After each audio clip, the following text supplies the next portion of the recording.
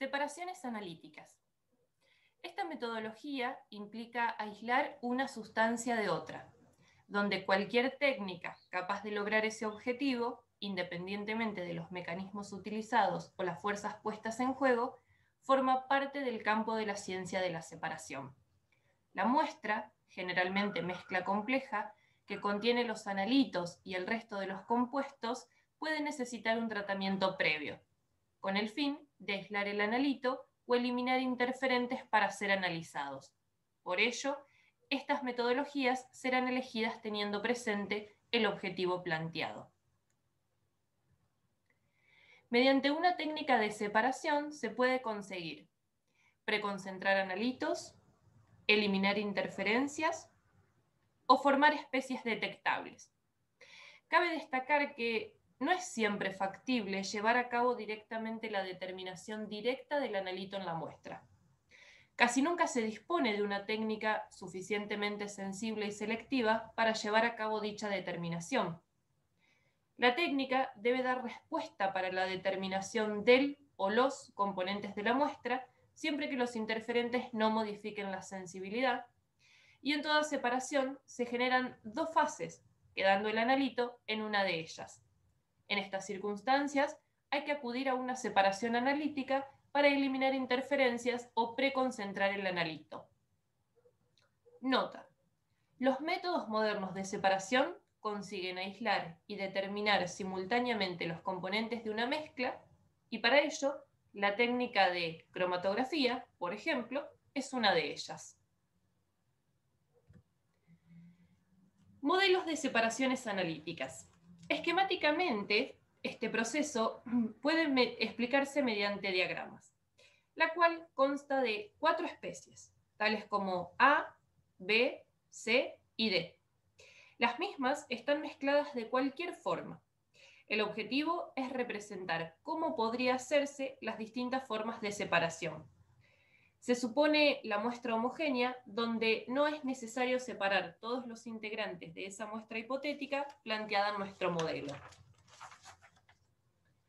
Modelo 1. Representa la separación ideal en 4 grupos. En la búsqueda y caracterización completa y exhaustiva de los constituyentes del material a través de la separación, caracterización y medida cuantitativa de todos los analitos de la muestra. Y un ejemplo podría ser separar todos los analitos de una muestra constituidas por 4 sustancias distintas. Modelo 2. Separaciones en grupo por comportamientos semejantes. Por ejemplo, separar el grupo 2 de cationes del grupo 3 en la marcha analítica del sulfídrico. Modelo 3. Representa el aislamiento de una única especie. Por ejemplo, separar hierro de níquel y cobalto. Para ello es necesario complejar al catión férrico con el ion fluoruro, complejo estable, donde los otros iones no reaccionan frente al complejante. Modelo 4 es cuando la separación no se produce en una única etapa, sino, por el contrario, requiere de varias etapas. Por ejemplo, las separaciones cromatográficas cuyos RFs son próximos, o por ejemplo, extracciones por solvente. Clasificación de las técnicas analíticas. Las técnicas de separación, aunque compartan un objetivo común, son aplicables de distintas formas, dependiendo del problema a resolver. Separaciones preparativas, utilizada para grandes escalas, buscando aislar o purificar de una o algunas especies respecto a la muestra. Y separaciones analíticas, que buscan información o facilitan la obtención de las mismas por medio de técnicas de análisis cuando éstas no son suficientemente selectivas. Según el tipo de proceso implicado, depende si el proceso responsable de la separación tiene un fundamento termodinámico o cinético.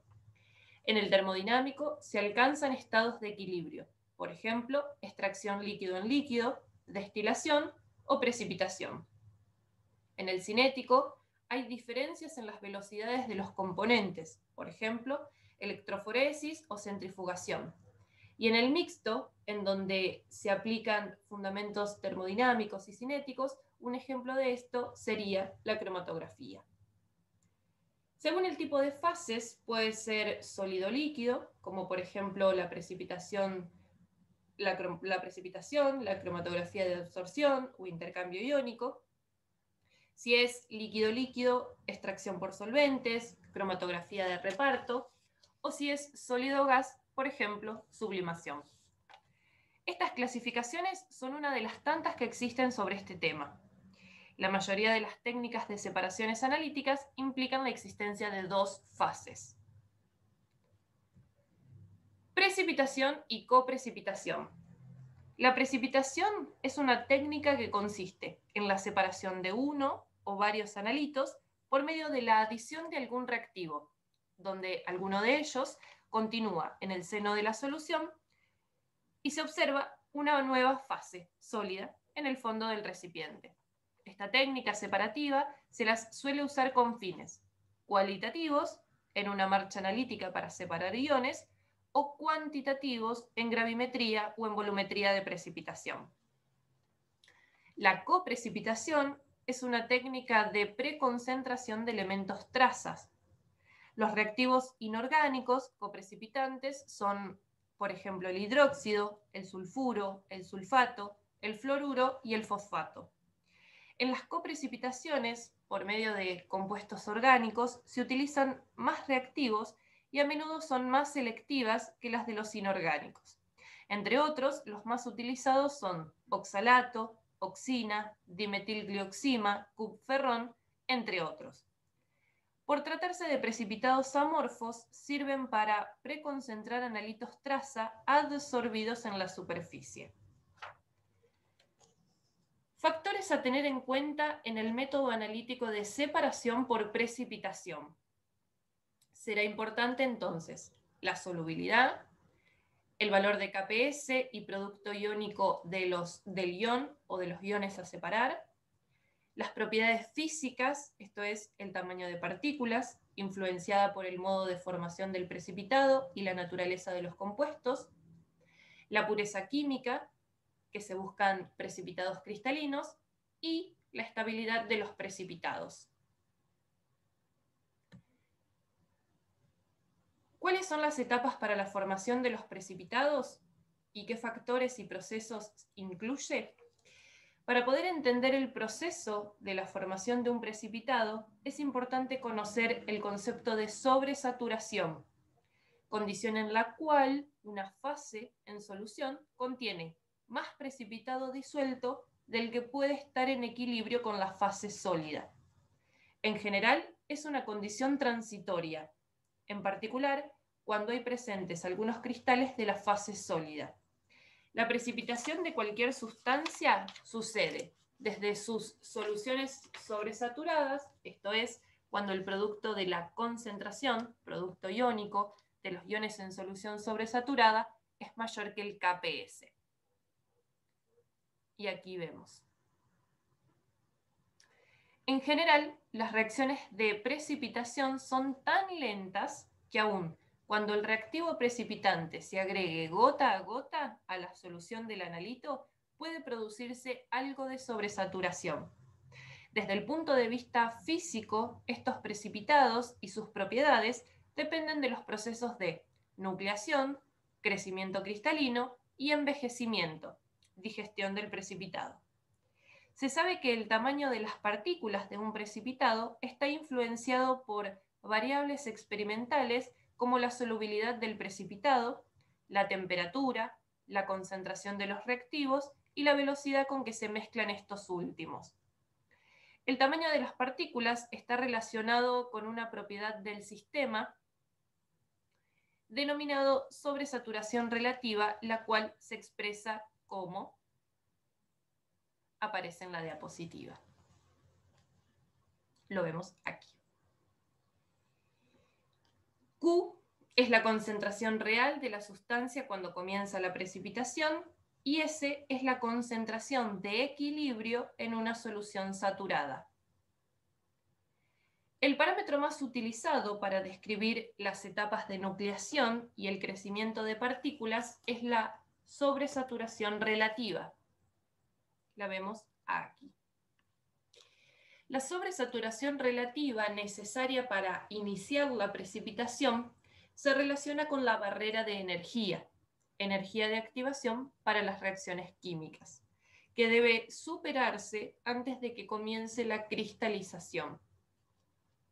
El proceso de precipitación puede considerarse como un fenómeno por el cual se cambia el tamaño de las partículas, pasando de un tamaño inferior a 10 a la menos 7 centímetros, orden de magnitud molecular, a tamaños superiores a 10 a las menos 4 centímetros, que son suspensiones.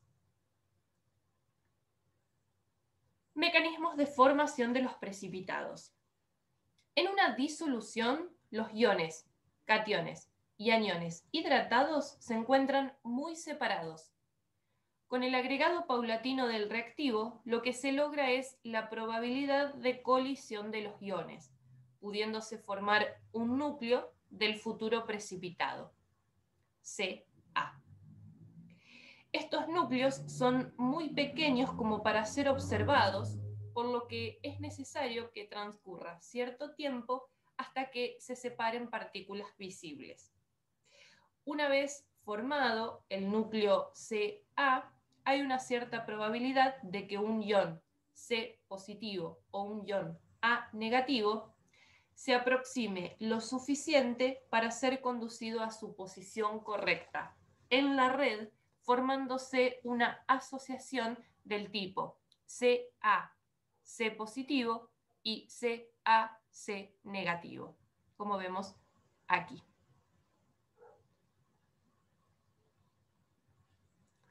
Como consecuencia de la carga de este nuevo núcleo de 3 átomos, la probabilidad de que se introduzca un nuevo ion de carga opuesta aumenta, originándose el precipitado Ca.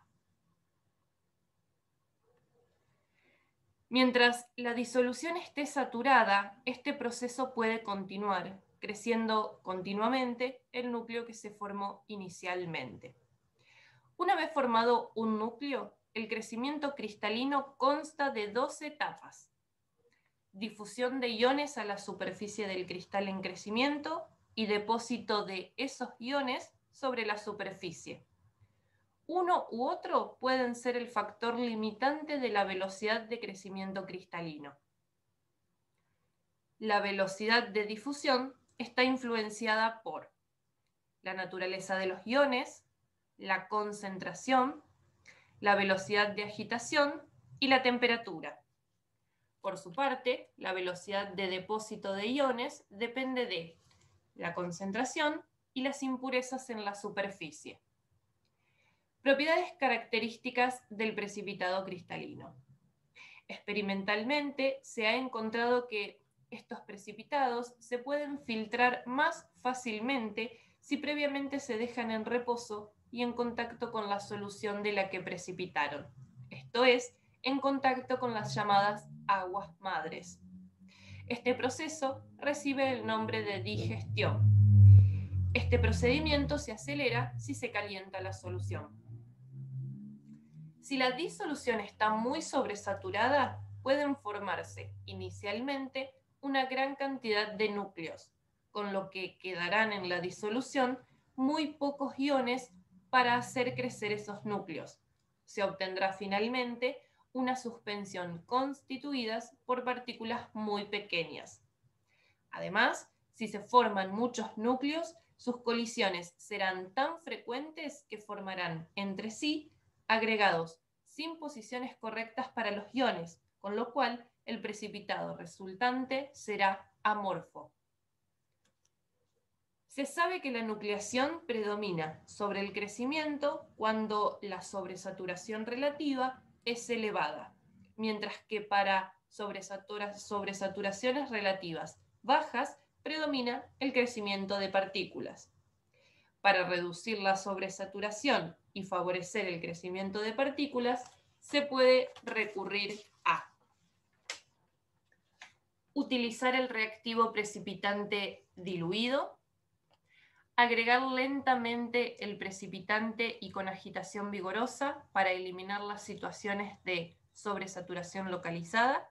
Esto se logra también por precipitación en medio homogéneo, y elevar la temperatura, incrementando así la solubilidad y disminuyendo la adsorción de impurezas.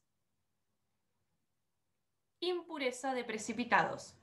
Pueden ser adsorción superficial.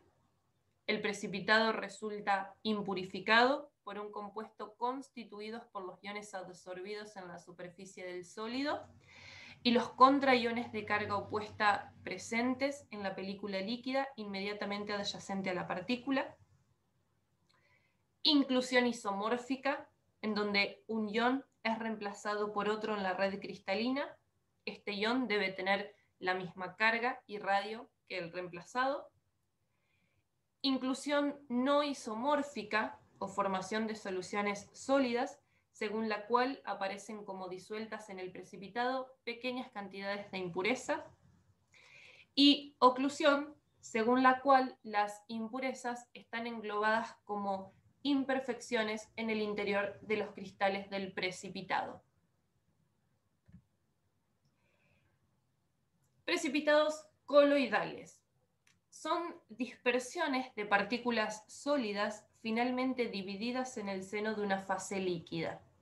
Estas partículas son tan pequeñas que no sedimentan como tales, bajo la influencia de la gravedad, sino que permanecen indefinidamente suspendidas en el líquido en que se formaron.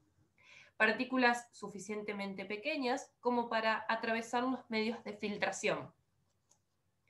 En ciertas circunstancias se puede provocar que se aproximen entre sí y se reúnan unas con otras, dando como resultado una masa de material que sedimenta rápidamente. Ese sólido resultante es conocido como coloide coagulado. Este proceso es reversible, debido a que las partículas, unidas por fuerzas de Van der Waals, coagulan en agregados. En muchos casos, el coloide coagulado puede pasar de nuevo a su estado finamente dividido, por ejemplo, cuando se realizan sucesivos lavados con agua sobre el coloide coagulado. Este proceso recibe el nombre de peptización. Los precipitados coloidales coagulados tienen un aspecto gelatinoso amorfo. Precipitación como técnica de separación. Aplicaciones. El reactivo utilizado debe ser efectivo al proceso de precipitación. La reacción debe ser completa y estable. Los iones deben tener valores de KPS similares. Si se quiere impedir la precipitación de otros iones, se los puede lograr por complejación o regulando el pH a través de soluciones reguladoras. Se puede plantear las siguientes maneras de separar los iones. Separación de cationes por precipitación como hidróxidos u óxidos. Separación de cationes en forma de sulfuros y carbonatos, marcha analítica de cationes. Y separación con reactivos orgánicos. Nos detendremos en separación por marcha sistémica de cationes. Para ello, se debe tener en cuenta el comportamiento similar de determinados cationes ante la acción de algunos reactivos, conocidos como reactivos de grupo. Para ser reactivo de grupo, se debe cumplir determinados requisitos. Debe hacer precipitar los cationes casi cuantitativamente. La concentración del catión en la solución, una vez formado el precipitado, no debe superar 10⁻⁶ ion gramos litro. El precipitado formado debe disolverse fácilmente en los ácidos para que sea posible continuar con el análisis. Y el exceso del reactivo añadido no debe impedir la identificación de los iones que han quedado en solución. La clasificación en grupo de cationes para la separación analítica se basa en propiedades vinculadas funcionalmente con la posición de los correspondientes elementos en el sistema periódico de Mendeleev. Por otra parte, Bloch demostró que la clasificación analítica de los cationes está ligada con el valor del potencial de ionización, una característica energética que representa la relación carga iónica y su radio. los potenciales de ionización se hallan vinculados con las propiedades de los iones, el carácter ácido o básico y el de sus compuestos, como lo es la solubilidad.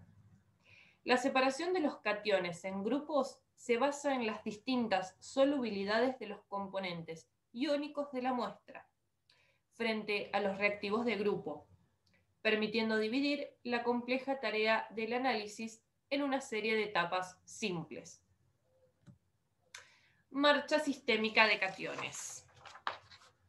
Se entiende por marcha analítica a un conjunto de reglas prácticas que, fundándose en el conocimiento de las propiedades de los iones, de las leyes por las que se rigen las reacciones y de las circunstancias en que éstas se verifican, tienen por objeto separar de una manera sistémica los diversos iones contenidos en un problema para proceder a su definitivo reconocimiento.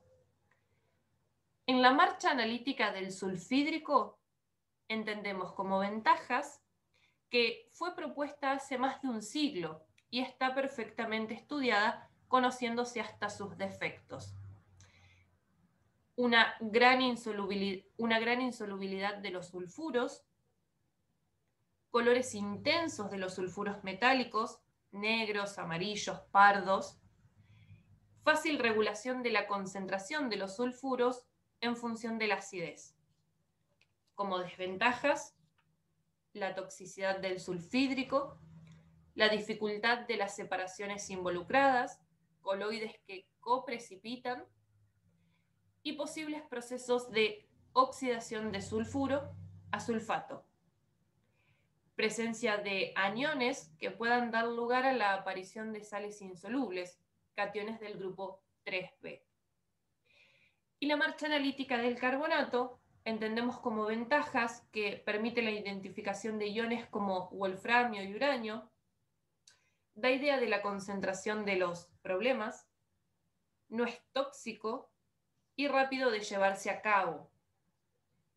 Como desventajas, el primer grupo es numeroso, solo se lo puede utilizar en muestras exentas de materia orgánica, pueden darse cambios en el número de oxidación en el transcurso de ciertas separaciones y para iniciar el análisis debe estar acidulada con nítrico 2 molar, necesario para destruir posibles complejos con hidróxidos, cianuros, entre otros.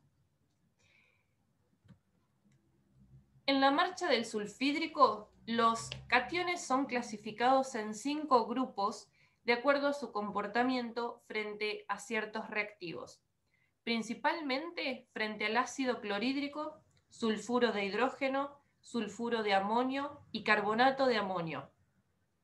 La clasificación se basa en la reacción entre los cationes y el reactivo precipitante, donde se forma un precipitado, es decir, se basa en la diferencia de solubilidades de los cloruros, sulfuros y carbonatos formados. Los 5 grupos que constituyen la marcha analítica de cationes, como lo muestra la diapositiva. En ella se representan los cationes más representativos de cada grupo. Y en la marcha analítica del carbonato, los reactivos que sucesivamente se emplean en la separación en grupos son carbonato sódico, ácido nítrico, ácido clorhídrico, sulfato amónico e hidróxido amónico. Quedan así los cationes divididos en 6 grupos: el soluble en el carbonato sódico, el insoluble en el ácido nítrico, el de los cloruros, el de los sulfatos, el de los hidróxidos y el de los complejos amoniacales. Los cationes sodio y amonio se reconocen directamente del problema.